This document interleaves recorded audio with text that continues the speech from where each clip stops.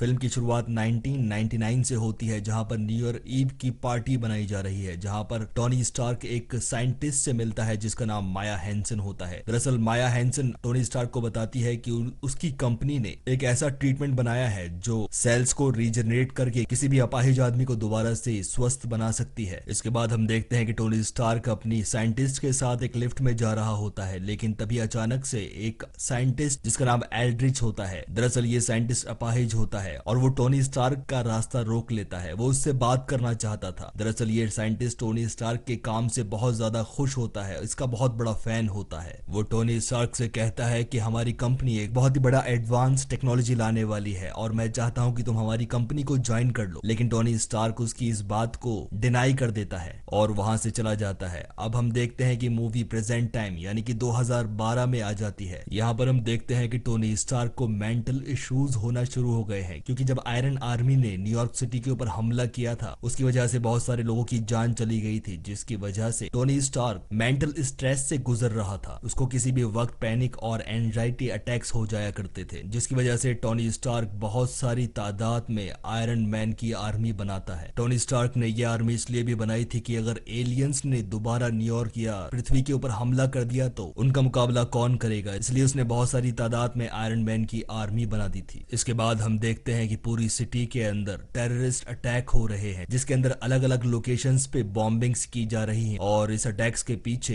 एक ही नाम आता है, मैंड्रिन। इन बॉम्बिंग्स के अंदर टोनी स्टार्क का पर्सनल सेक्रेटरी जो कि सिक्योरिटी हेड होता है, जिसको टोनी स्टार्क बहुत पसंद करता था, वो भी इन अटैक्स के अंदर जख्मी हो जाता है और कोमा में चला जाता है। जिसके बाद टोनी स्टार्क को बहुत ज्यादा गुस्सा आ जाता है और एक प्रेस कॉन्फ्रेंस के अंदर वो मैंड्रिन को चैलेंज करता है और बताता है कि मुझसे सीधे आके फाइट करो और अपने घर का एड्रेस दे देता है। इसके बाद मैंड्रिन उसके घर का एड्रेस पता होने के बाद उसके घर के ऊपर अटैक कर देता है। मैंड्रिन हेलीकॉप्टर्स के जरिए उसके घर के ऊपर अटैक कर देता है और उस वक्त टोनी स्टार्क के साथ वो लड़की भी थी जिसने वो वायरस बनाया था और उसकी कंपनी की सीईओ पेपर भी उसी टाइम उस घर के अंदर थी। आयरन मैन अपना सूट पहनता है और उस लड़की की जान बचा लेता है, लेकिन इसी दौरान उसके सूट के अंदर एक टेक्निकल प्रॉब्लम आ जाती है, जिसकी वजह से उसका सूट उसे एक दूर दराज इलाके में ले जाकर छोड़ देता है। लेकिन आयरन मैन के सूट के अंदर कुछ खराबी आ गई थी, जिसकी वजह से वो वापस नहीं जा पाया और वो वहीं पर रह जाता है। दूसरी तरफ हम देखते हैं कि मीडिया के अंदर ये बात फैल जाती है कि टेररिस्ट अटैक की वजह से टोनी स्टार्क मारा गया। आयरन मैन जिस जगह पर गिरा था उसकी मुलाकात एक बच्चे से होती है जो उसे बहुत ज्यादा पसंद आता है। दरअसल ये आयरन मैन का बहुत बड़ा फैन होता है। वो बच्चा आयरन मैन को एक जगह पर लेकर जाता है जो जगह एक बॉम्बिंग की वजह से पूरी तरह से तबाह हो गई थी। ये बॉम्बिंग भी ठीक उसी तरह की थी जिसके अंदर उसका सिक्योरिटी ऑफिसर भी इंजर्ड हुआ था। वो जगह देखने के बाद टोनी स्टार्क समझ जाता है कि ये काम भी मैंड्रिन का ही है। जब टोनी स्टार्क उस लोकेशन को पूरी तरह से छानबीन करता है तो उसे पता लगता है कि ये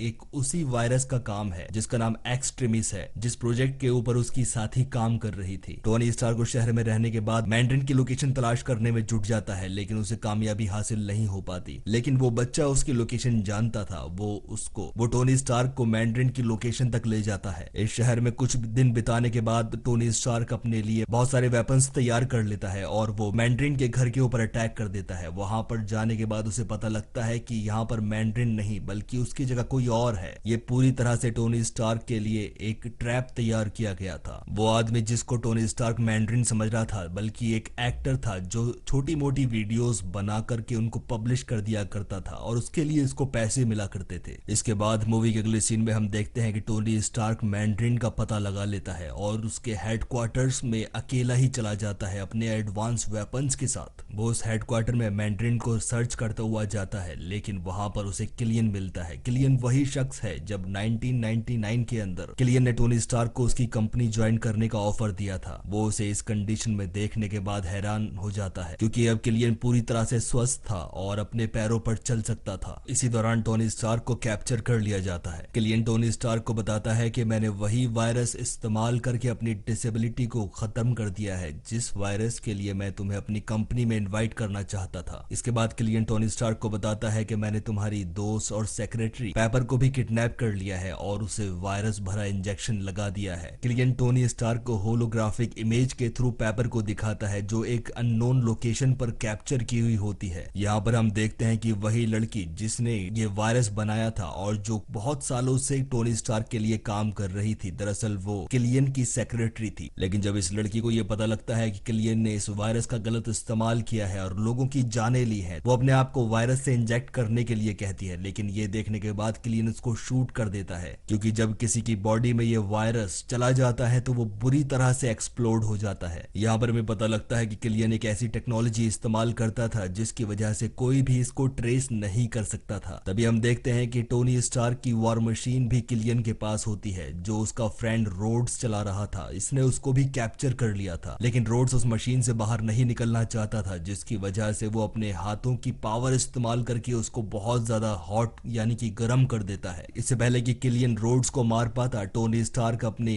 बचे हुए सूट के टुकड़ों को अपने शरीर पर लगा लेता है और वहां से निकलकर चला जाता है। दरअसल किलियन आयरन मैन के सूट को पाना चाहता था और किलियन आयरन मैन के सूट को पा लेता है, क्योंकि आयरन मैन वहां से रोड्स को लेके चला जाता है। इसके बाद आयरन मैन को पता लगता है कि किलियन उस ड्रेस को यानी कि आयरन मैन की ड्रेस को चुराकर प्रेसिडेंट को मारना चाहता है। आयरन मैन डिसाइड करता है कि किसी भी कीमत पर हमें उस किलियन को रोकना होगा। यहाँ पर हम देखते हैं कि वो साइंटिस्ट आयरन मैन का सूट पहनकर प्रेसिडेंट के पास पहुंच जाता है और प्रेसिडेंट को लगता है कि वो उसकी सिक्योरिटी के लिए आया है। इसके बाद हम देखते हैं कि वो साइंटिस्ट प्लेन को हाईजैक कर लेता है और सभी पैसेंजर्स को भी अपने कंट्रोल में ले लेता है। लेकिन टोनी स्टार्क उनकी लोकेशन का पता लगा लेता है और उस प्लेन के अंदर पहुंच जाता है जहां पर प्रेसिडेंट को साइंटिस्ट ने किडनैप किया था। ये देखने के बाद वो साइंटिस्ट सभी पैसेंजर्स को प्लेन से नीचे फेंक देता है, लेकिन आयरन मैन उनको एक एक करके अपने बलबूते पर बचा लेता है। उनको बचाने के बाद जैसे ही आयरन मैन वापस प्लेन में जाता है तो उसे पता लगता है कि वो साइंटिस्ट प्रेसिडेंट को लेकर कहीं दूसरी जगह जा चुका है। यहाँ पर हमें पता लगता है कि आयरन मैन अपने आयरन सूट को एक रिमोट लोकेशन से ही ऑपरेट कर रहा था। इसके बाद आयरन मैन उस लोकेशन को भी ढूंढ निकालता है जिस लोकेशन पर प्रेसिडेंट को अगवा कर लेकर जाया गया था। दरअसल ये लोकेशन एक समुद्र के पास थी जहां पर कंटेनर्स को रखा जाता है। किलियन प्रेसिडेंट को इसलिए किडनैप करके लाया था क्योंकि वो लाइव टेलीविजन के सामने इनको शूट कर सके और पूरी दुनिया के अंदर अपनी दहशत फैला सके।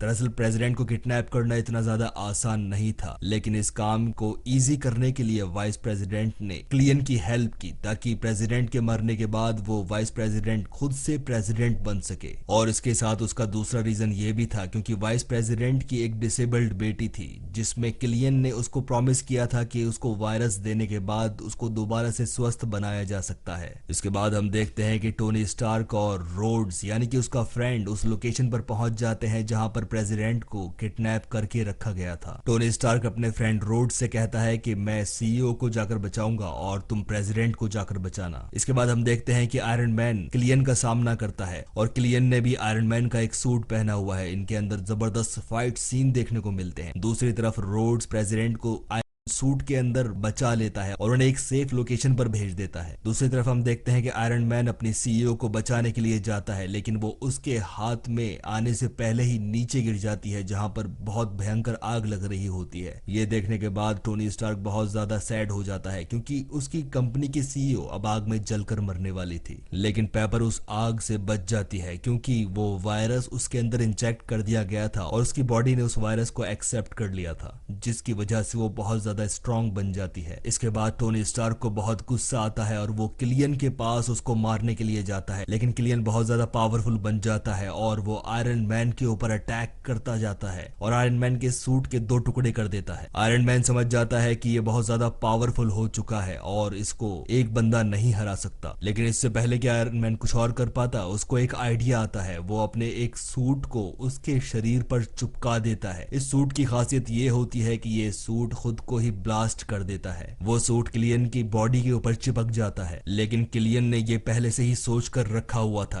और उसने अपने अंदर एक ऐसा वायरस इंजेक्ट कर लिया था जिससे उसकी मौत नहीं हो सकती, यानी कि उस सूट के ब्लास्ट का असर उसके ऊपर बिल्कुल भी नहीं हुआ। किलियन उस ब्लास्ट से बच जाता है, लेकिन वो बहुत ज्यादा जख्मी हो चुका था। वो अपनी जख्मी हालत के अंदर आयरन मैन को मारने के लिए आ रहा था और यही चीज पेपर भी देख लेती है। इससे पहले कि किलियन आयरन मैन के ऊपर अटैक कर पाता, पेपर उनकी के बीच में आ जाती है और वो किलियन को बहुत बुरी तरह से तड़पा तड़पा कर मार देती है, क्योंकि पेपर भी बहुत ज्यादा पावरफुल हो चुकी थी और उसके अंदर भी वो वायरस लग चुका था जो किलियन के अंदर था। इसके बाद पेपर और टॉनी स्टार्क एक दूसरे से मिलते हैं और वो कन्फेस करते हैं कि वो एक दूसरे से बहुत ज्यादा प्यार करते हैं। इस हादसे के बाद टोनी स्टार्क अपनी आर्मी को ब्लास्ट करने का ऑर्डर देता है और सारे आयरन सूट आसमान के अंदर ब्लास्ट हो जाते हैं, जिसकी वजह से वहां पर बहुत खूबसूरत नजारा देखने को मिलता है। नेक्स्ट सीन में हम देखते हैं कि पुलिस ने नकली मैंड्रिन और वाइस प्रेसिडेंट को भी अरेस्ट कर लिया है और कुछ ही दिन के अंदर आयरन मैन के सिक्योरिटी ऑफिसर हैप्पी को भी होश आ जाता है और टोनी स्टार्क की हेल्प से पेपर के शरीर को भी न्यूट्रलाइज कर दिया जाता है, जिसकी वजह से उसको कोई भी नुकसान नहीं होता। इसके बाद हम देखते हैं कि टोनी स्टार्क की बड़े बड़े डॉक्टर सर्जरी करते हैं और उसके शरीर के अंदर धसे हुए मेटल के टुकड़ों को निकाल देते हैं, जो कि एक बहुत ही बड़ी गुड न्यूज होती है। इसके बाद टोनी स्टार्क पेपर से प्रॉमिस करता है कि वो